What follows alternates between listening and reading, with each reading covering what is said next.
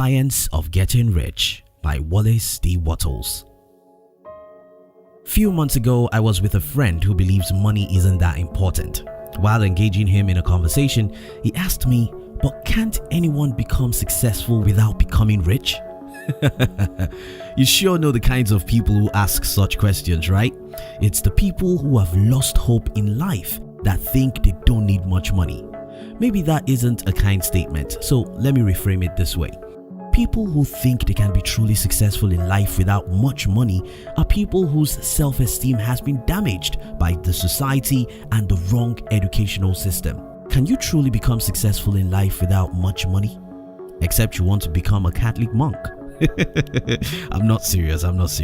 Anyway, the first major lesson in the science of getting rich is desire to be wealthy is normal and righteous. By the way, if this is your first time on our channel, welcome to our world and consider subscribing because we'll help you to read all the world's best business books under 7 minutes. Let's move to the second major lesson in the science of getting rich. While growing up with my poor parents, I had this idea that people who were rich did so by luck or something like that. Fortunately for me, I became friends with a man who introduced me to reading, so I started reading about successful people. I was amazed by the numbers of people who rose from nowhere to become successful. The more I read about successful people, the clearer I saw their common traits, characteristics, and mindset. Before long, I disowned everyone in my family, except my mother, of course. You have a bad mind. No, I didn't actually disown my family. I simply stopped being part of them. I stopped thinking the way they did and stopped believing in what they believed, and so you can predict. They hated me for being unusually different. Though I was born by poor parents and grew up in a village, I'm able to overcome poverty and build companies that make me richer than most people of my age, just because I believed there's nothing magical about success. Believe me, there's nothing magical about success, just as there's nothing magical about mathematics. Just as mathematical problems are solved by formulas, poverty could be overcome by following a set of principles, and these principles have nothing to do with where you live or who gave birth to you.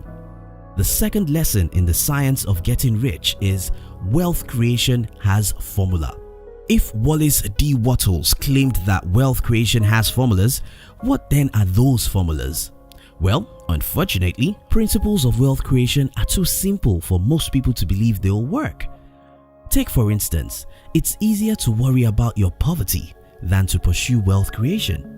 It's easier to believe it's hard to make money than to look for ways to manufacture enough money. It's easier to focus on what you lack than to pursue what you want. This even becomes worse because journalists feed you with negative news from every side. I know you love reading news, and that makes you read about evil, poverty, and desolation all around the world. Well, journalists consciously feed you with negative news because they know that your brain loves them.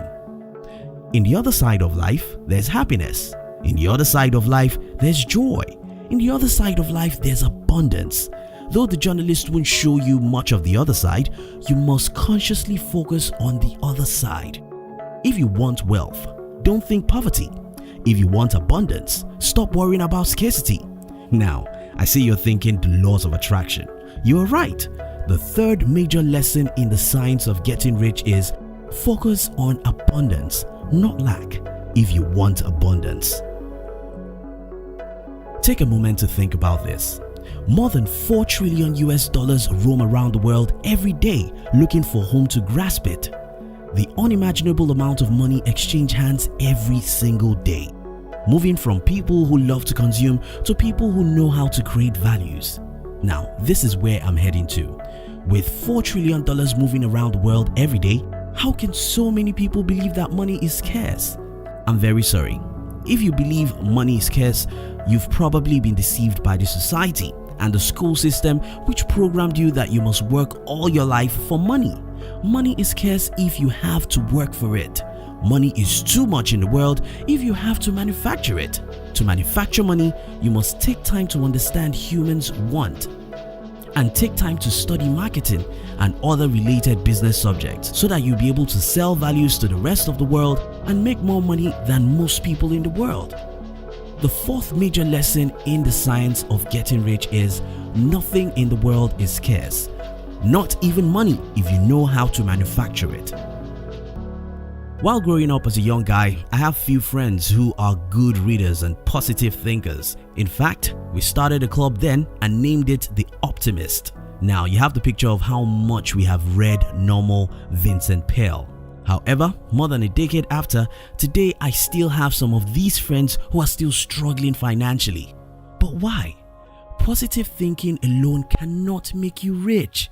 While negative thinking will surely make you poor, positive thinking alone can't make you rich. You need massive actions. The fifth major lesson in the science of getting rich is you must back your positive thinking with massive actions.